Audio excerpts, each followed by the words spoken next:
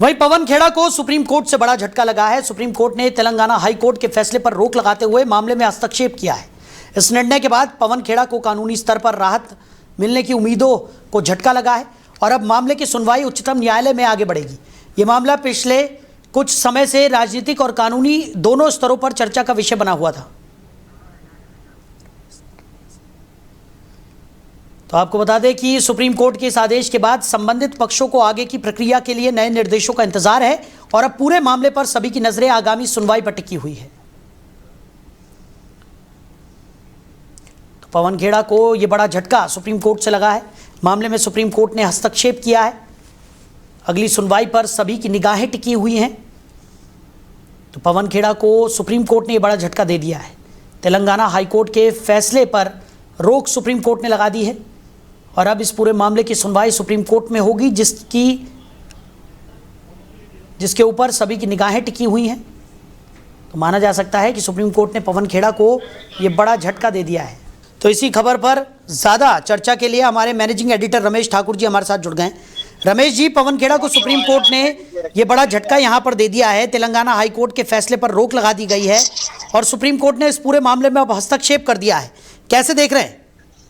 देखिए, मुझे लगता है उनके हाथ में कोई लीगल रेमेडीज तो बची नहीं है, क्योंकि सबसे सुप्रीम अदालत में भी अगर उनकी गिरफ्तारी को या फिर उनकी याचिका को अगर खारिज कर दिया तो जाहिर सी बात है इसके बाद में तो बड़ी मुश्किलें उनके लिए खड़ी हो जाएगी। लेकिन उनकी भी टीम है, फौज है। जब इससे ये फैसला आया उसके बाद वो अपनी टीम के साथ में डिस्कशन कर रहे हैं, जो मेरे सूत्र बता रहे हैं।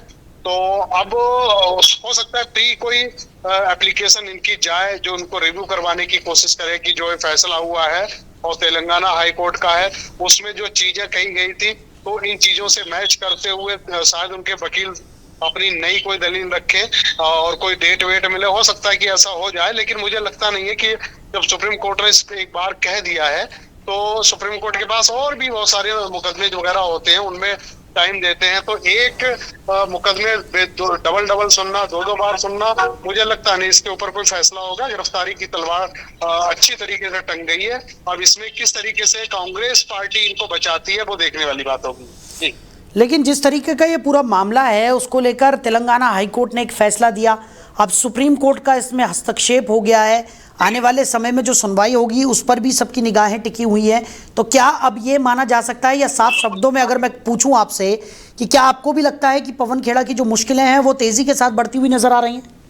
नहीं, इसमें दो तीन चीजें निकल के आ जाएंगी। पहली तो ये जो एंटीसेप्टिक वेल पवन खेड़ा अपनी तरफ से लगाएंगे और उसमें वो दलीलें दी जाएंगी कि जो इन्होंने वर्बली अमिताभ शर्मा के ऊपर आरोप लगाए हैं और सुनने में आ रहा है कि सारे एविडेंस उनके पास हैं और तीनों देशों के जहां से इन्होंने पासपोर्ट होने की बात कही है, नागरिकता होने की बात कही है, क्योंकि वहां के दूतावास की तरफ से भी ये खंडन हो चुका है कि इजिप्ट और मिस्र की तरफ से ये कह दिया गया कि अमिताभ शर्मा की जो वाइफ है वहां की नागरिक है।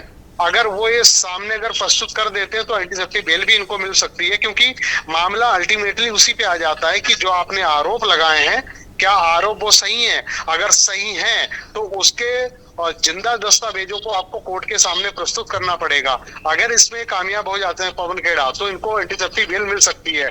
जब बेल मिल जाएगी उसके बाद में केस ट्रायल पे जाता है, उसके बाद में हेयरिंग होगी, उसके बाद में तो ये अपना देख ही लेंगे। लेकिन अभी जो है तत्कालिक तौर पे एंटीसेप्टिक बेल मिलना चाहिए और इनकी जमानत जो है वो उससे बचना चाहिए।